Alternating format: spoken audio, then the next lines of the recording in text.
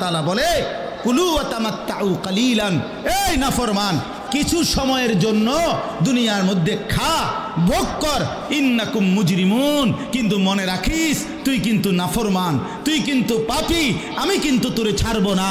কবরের প্রথম রাত থেকে হাসরের ময়দানে আমি দেখবি তুই বান্দা আমি কত কঠিন কত কঠোর, তোরে আমি দেখাবো। ভাত খাইতে লইছে খাও,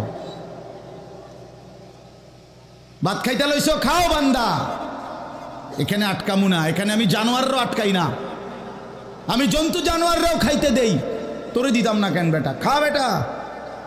কিন্তু ইন্নাকুম মুজরিমুন, মনে রাখো 7টা বাজে নাস্তা করতে বসছো, আল্লাহ যেন ডাক দিয়ে বলে বেঈমান খা, ঠিক আছে নাস্তা, কিন্তু মনে রাখিস ফজরের নামাজ পড়স নাই, আমি হিসাব রাখছি। রাত 10টা বাজে খাইতে বসছ বেঈমান, ঠিক আছে খা, কিন্তু মনে রাখিস এশার নামাজ পড়ো নাই।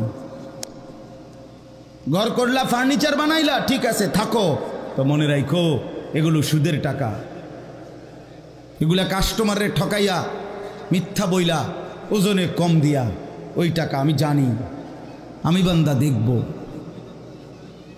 ওয়াইলুন ইয়াউমাইযিল লিল মুকাদ্দিবিন, আবার বলতেছে আল্লাহ মিথ্যাবাদী নাফরমান তোমাদের জন্য বড় বেশি দুর্ভোগ, লাঞ্ছনা, আযাব তোমাদের জন্য, আযাব।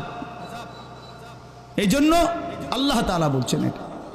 এরপরে আবার বলে দেখেন ওয়া ইযা কিলা লাহুমুর কাউ লা ইয়ারকাউন, এই ছেলেরা তোমরা সবাই শোনো, আল্লাহ তাআলা আবারও বলতেছে সমস্ত মিথ্যাবাদী নাফরমান তোমাদের জন্য হাসরের ময়দানে কেন লাঞ্ছনা হবে, এর প্রধান কারণ ওয়া ইযা কিলা লাহুমুর কাউ লা ইয়ারকাউন, যখনই বলা হতো নামাজ পড়তে, যখনই বলা হতো রুকু করতে, যখনই বলা হতো সেজদা দিতে, লা ইয়ারকাউন, আল্লাহ তাআলা বলেন সে রুকু করে না, সেজদা দেয় না, নামাজ পড়ে না, নামাজ পড়ে না। আল্লাহ বলেন আমি এতবার বললাম, এতবার বললাম, একটা দিনে 5 বার মসজিদে আজান হলো, একটা মহল্লায় শুধু একটা মসজিদ না, এক এক ওয়াক্তে এক একজনের কানে কমপক্ষে 10টা মসজিদ থেকে আজানের আওয়াজ আসে, ঠিক কিনা বলেন? কি রে বান্দা এত শক্ত হইলি কেমনে বান্দা, আমার এত বড় আসমান ও জমিন দিয়া, এত বড় কায়নাত দিয়ে বান্দা আমি তোকে লালন পালন করলাম, বিনিময়ে তুমি একটা সেজদাও দিলা না। 365 দিনে খোদার একটা বছর কোনো দিন ফজরের নামাজ পড়লা না, এ কেমন জিন্দিগি বাপ? এত এত কঠিন মানুষ কেমনে হয়, এত পাষাণ মুসলমান কেমনে হয় বাপ বলেন? আর কতগুলো কথা বললে বলেন। এই জন্য নওজোয়ান, আমার অনুরোধ রইল, নওজোয়ান নিজেরে বরবাদ করে দিও না বাপ, নিজেরে শেষ করে দিও না, নষ্ট করে দিও না, কষ্ট পাইবা বাপ। একদিন কবরে তোমার 14 গোষ্ঠীর কেউ থাকবে না, একদিন হাসরের ময়দানে তোমার পাশে কেউ থাকবে না, তুমি শুধুই একা। আল্লাহ তাআলা বলছেন বান্দা আমি এত বড় কোরআন নাজিল করলাম, তারপরে আর কি বললে তুমি ঈমান আনতে, আর কেমনে বলতাম আমি?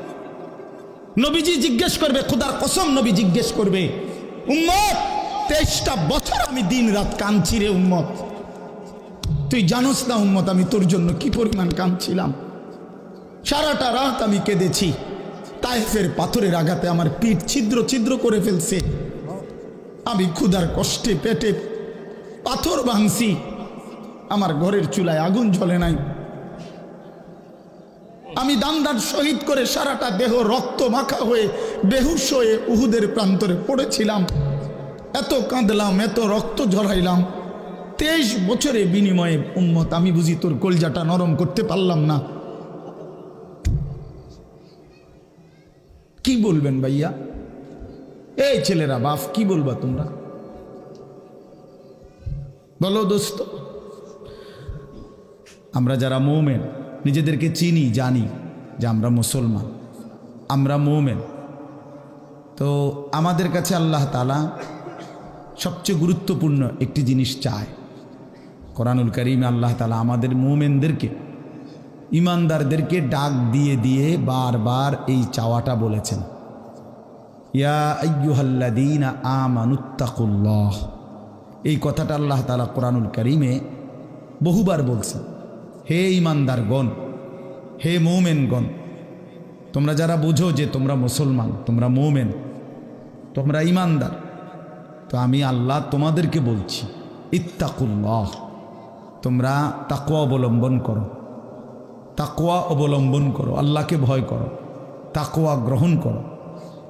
এই কথাইটা, এই তাকওয়া প্রত্যেকটা ঈমানদার, প্রত্যেকটা মুসলমান, ছোট বড়, জওয়ান বুড়ো, আমাদের সমস্ত ব্যক্তিকে আল্লাহ তাআলা বলেছেন বারবার ইত্তাকুল্লাহ, আল্লাহকে ভয় করো, মানে তাকওয়া অবলম্বন করো। ছেলেরা তোমরা ভাই এই হাতে ধরা যেই মোবাইলগুলো এটা নামায় ফেলো। আরে ভাইয়া আমাদের চেহারার দিকে তাকাই আসো, শুধু শুধু এই মোবাইলটা নিয়ে ব্যস্ত হওয়ার কিচ্ছু নাই বাপ। এতে এমনিতেই মোবাইলে অনেক বয়ান আছে অনর্থক, এটার দিকেই যদি পুরা তাকায়া থাকো তো তাইলে আলেমের দিকে তাকাইবা কেমন? এই জন্য দোস্ত এটা জরুরি বিষয়, এটা এতটুকু বোঝা উচিত, সবসময় মনে রাখা দরকার।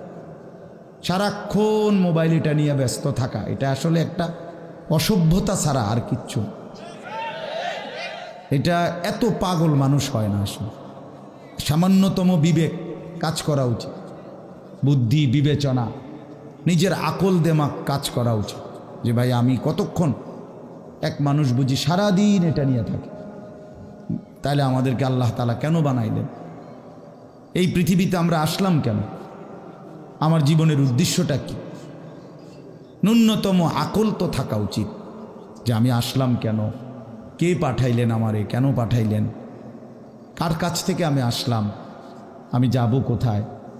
প্রতিনিয়ত মানুষগুলো যে মারা যায়, ওরা যাচ্ছে কোথায়, কি হবে তাদের?